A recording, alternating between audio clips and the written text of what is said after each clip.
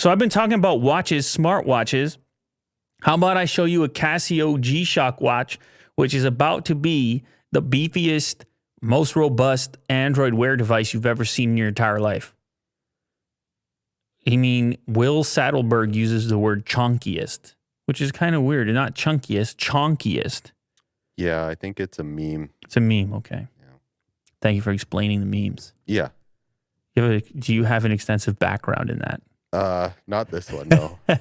Maybe soon. I'm studying it. So, Casio, obviously, huge history on rugged watches. Usually just a digital watch, nothing smart about it. They've been doing it for ages. It was the watch I wore as a kid. It was the watch I wore as a teenager. I was loving that stuff.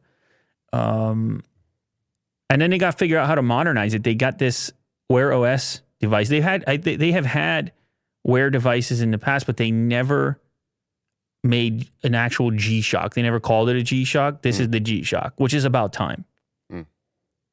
So the G-Shock comes into the 21st century, massive GSW-H1000.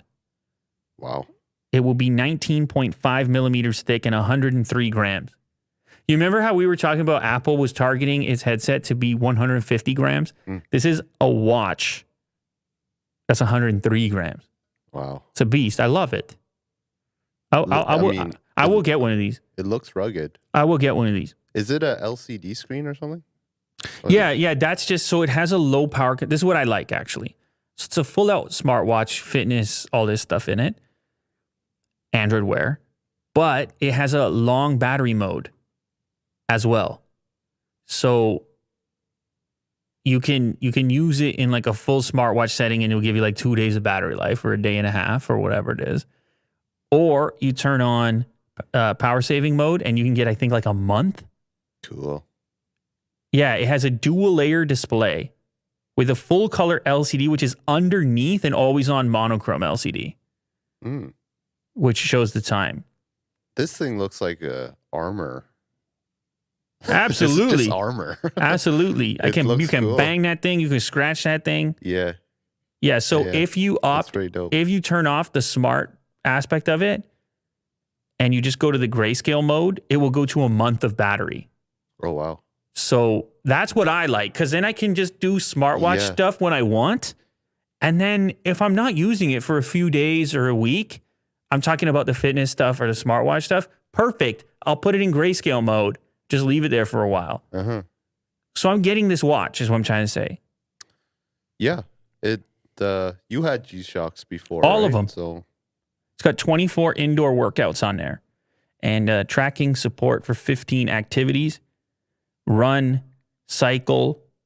It can also track reps for weightlifting. It can go in the water.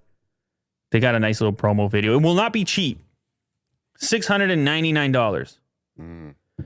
But I don't know. What did you expect? You looked at it. Not that much, I guess. You probably expected $399. Yeah. What about the Polar watches? How much do they cost? Yeah, you can go up to around $500-$600. Oh, yeah? You can go up to it, but the entry-level stuff's a lot cheaper. But it doesn't look this cool. I mean, G-Shock is cool on its own, even without Android Wear being added to it. Right. Like, you already pay a couple $100. So it's tough for them to figure out pricing because they sell watches that just tell you the time, and they're already a little bit pricey. Either way, I just love the aesthetic of it. I don't know what it is. It's just, maybe it's nostalgia. I've had those things. This next article